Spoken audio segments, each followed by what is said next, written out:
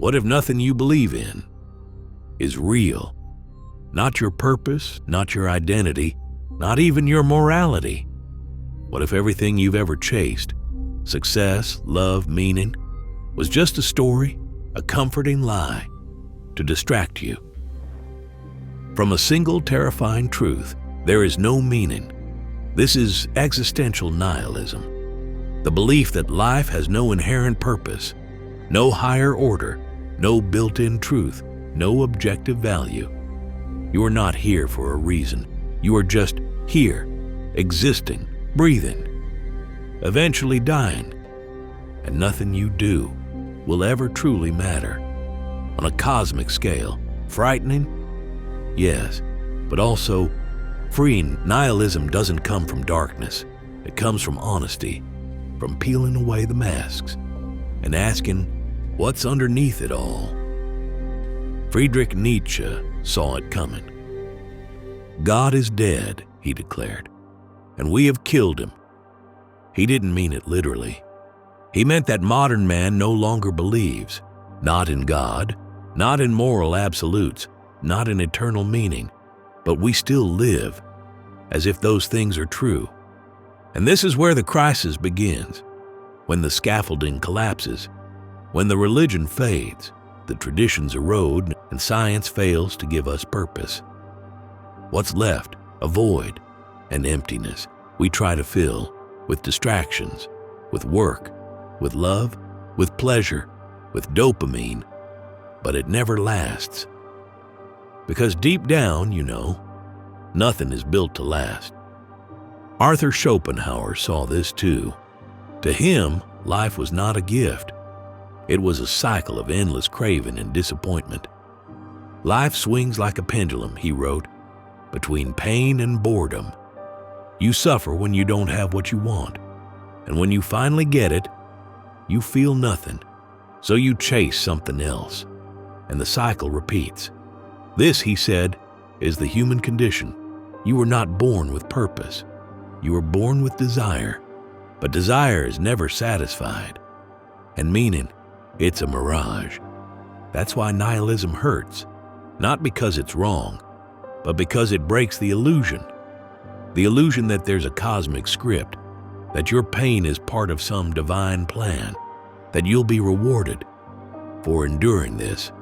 But there's no one watching, no prize waiting, no reason why, just atoms, chaos, chance. So what do?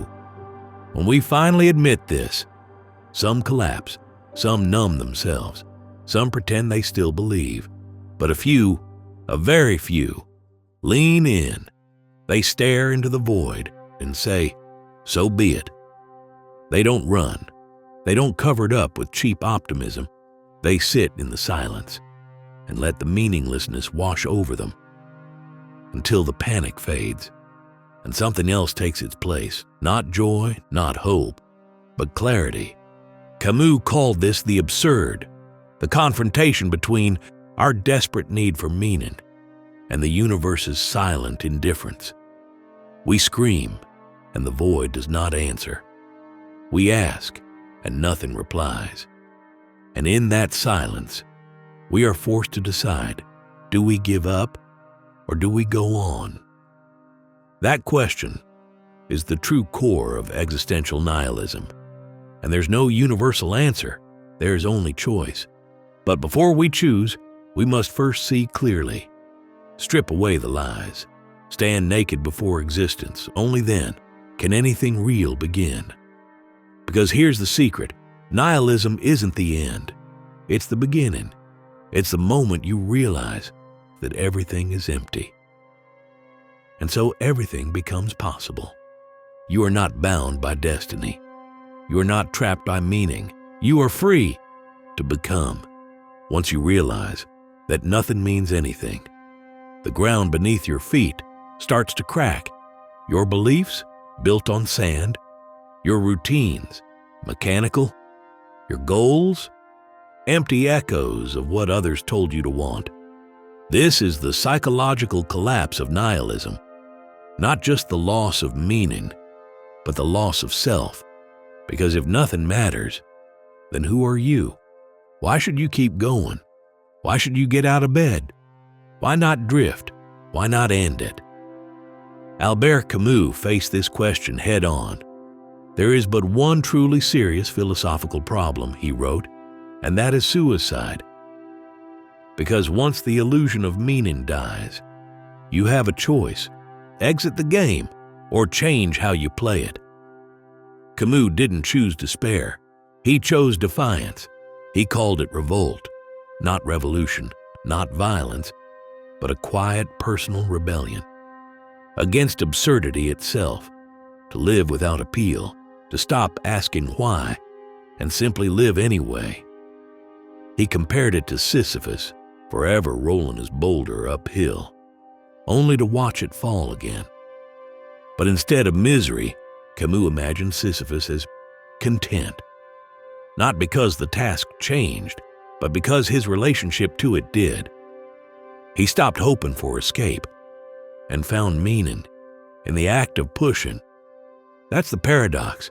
When you stop needing the universe to justify your existence, you begin to justify it yourself. Jean-Paul Sartre took it further. He argued, if there is no God, no moral authority, no essence, then existence precedes essence. You are not born with a purpose. You create it, not discover, create. That's terrifying, because it means the weight is on you. You can no longer hide behind religion, behind ideology, behind your parents' dreams.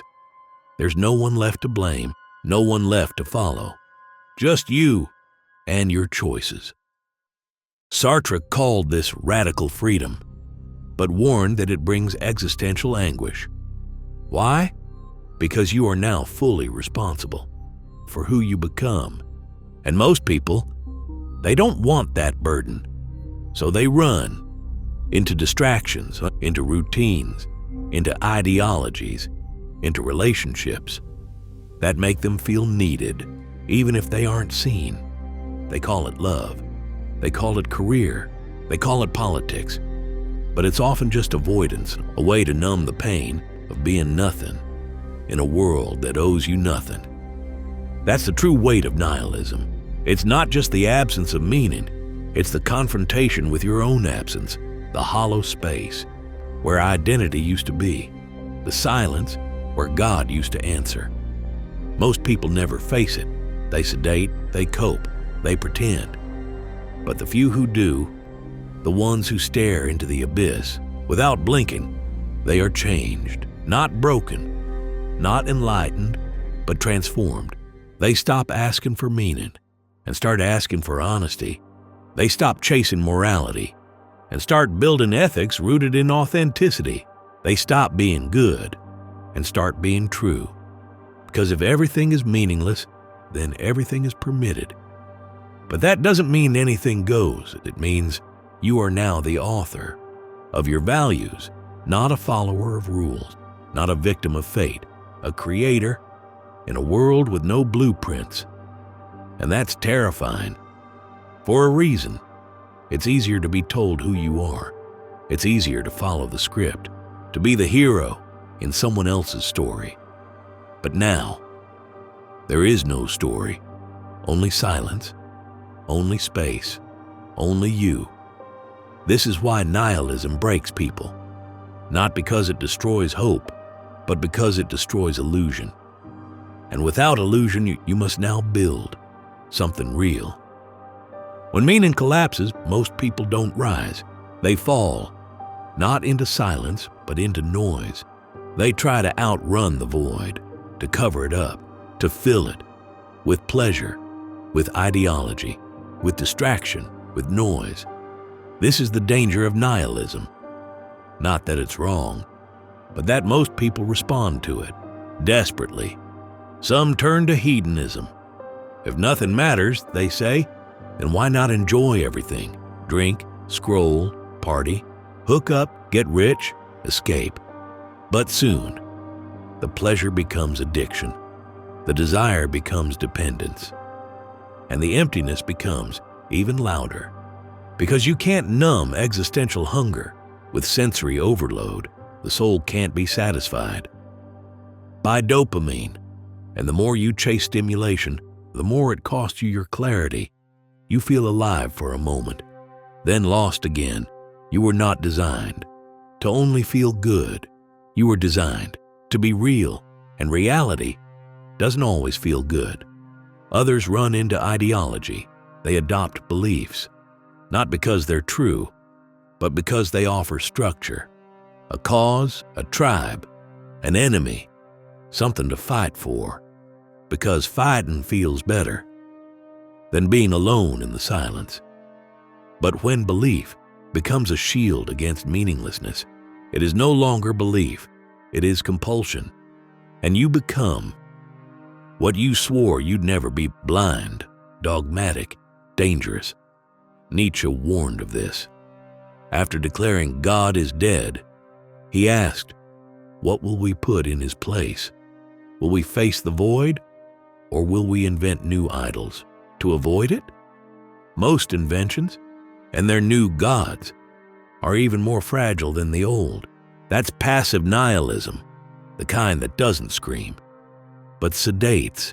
It says life is meaningless, so I'll escape, so I'll surrender, so I'll distract myself until I die.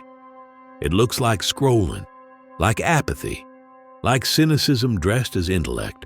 It is not resistance, it is collapse, and it is everywhere. But Nietzsche proposed another path. He called it active nihilism, not the denial of meaning, but the confrontation of it, not escape, but creation. Active nihilism says, nothing matters, good. Then I am free to decide what does. There is no truth, then I will speak only what I can prove with my life. There is no morality, then I will act as if every choice carves the shape of my soul. This is the turn from victim to forger, from addict to architect, from echo to voice. But it requires courage, because the first rule of active nihilism is this: no more lies, no more pretending you care when you don't, no more fake beliefs to fit in, no more chasing status to avoid silence, no more love just to escape loneliness. You look the void in the eyes and say, I see you, I accept you, now step aside, I have work to do. But there's one more danger, a subtler one, more seductive. It's when the world takes your emptiness and monetizes it. They sell you meaning in pills, in pornography, in promises, in perfectly packaged influencers who look like they have it all figured out. They sell you freedom. That feels like slavery. Authenticity, that's been rehearsed. Purpose, wrapped in branding. And you consume it, because the silence inside you feels unbearable. But the more you consume, the further you drift from yourself. That's the final trap of nihilism, the industrialization of despair. And it's working, because the less you know who you are, the more desperate you are to buy someone else's identity. And yet, you don't have to. You can stop. You can delete. You can step out of the algorithm, out of the war, out of the numbing, and come back to stillness. And in that stillness, you can ask the one question that actually matters. What will I do now that I know nothing is given? So the world is meaningless. God is dead. Morality is an illusion. And no one is coming to save you. Now what? Most people stop here. They give up or stay numb. But this is where it begins. Not the end of life, but the beginning of real freedom. Friedrich Nietzsche didn't declare the death of God to make you despair. He did it to clear the stage, to wipe away the false idols, to tear down borrowed beliefs, to make space for something greater, not outside of you, within you. He called it the Übermensch, the one who creates values instead of obeying them, who doesn't live for praise or legacy, but lives as an act of becoming. The Übermensch is not a god, not a king, not a guru. He is a man who stopped waiting, who stopped begging, who stopped chasing validation from a world he no longer trusts, and instead, he built something deeper, something the world could never give him: sovereignty. This is the man who stares into the void and doesn't flinch because he no longer needs life to be fair or meaningful or justified. He only needs the will to create. Albert Camus called this revolt, not against people, not against systems, but against absurdity. He wrote, "The struggle itself toward the heights is enough to fill a man's heart." Sisyphus does not need a prize. He needs a path, not a reason to live, but the courage to do so without one. That is freedom. And Carl Jung, he spoke of the shadow, the parts of you hide, you fear, you deny. Nihilism exposes them. When the scaffolding collapses, when the world's lies are stripped away, you are left naked. And in that nakedness, you finally see the parts of yourself you buried to survive. Your rage, your fear, your desire, your potential. The very things that made you real before you became acceptable. Jung said, "That which you most need to find will be found where you least want to look." And where you least want to look is the void. Not because it's dark, but because it's honest. That's the rebirth. Not a return to innocence, but the birth of authentic power. The realization that nothing means anything. And so you are now free to create something that does. Not because it's true for everyone, but because it's true for you. That's the shift from seeker to sculptor, from victim to source, from obedient mind to sovereign will. You stop asking, what is the meaning of life? And start asking, what meaning will I give it? And the answer will not come from books or gods or schools or lovers.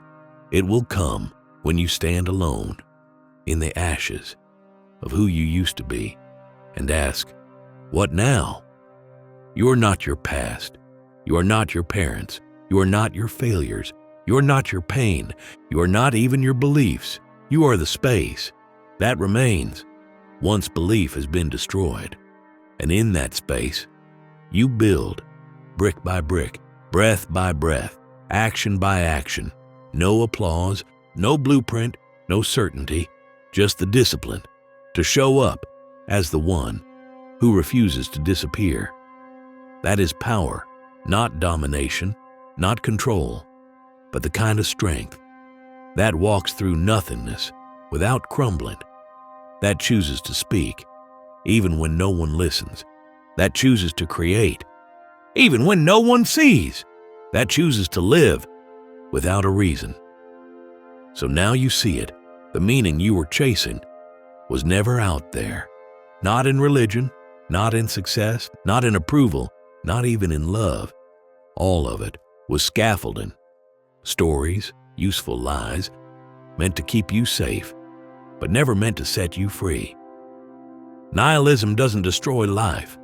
It clears it. It burns down illusions so that something real can finally be built. You are not a victim of meaninglessness. You are a creator standing in a blank space with infinite potential. No path, draw your own. No truth, speak yours. No morality, live by your code. You don't need permission. You don't need legacy. You don't need the universe to agree. You need only this: presence, responsibility, and the courage to begin. Because if nothing is given, then everything is possible. If there's no script, then your actions are the only truth. And if there's no cosmic reward, then your reward is who you become when no one is watching. This is not the end. This is the birth of real life. Not because someone told you what matters, but because you chose what matters and lived like you meant it. Share this video with someone who's been stuck in the silence and needs a way forward. Comment below, "I build meaning in the void." Let that be your rebellion, your creation, your beginning.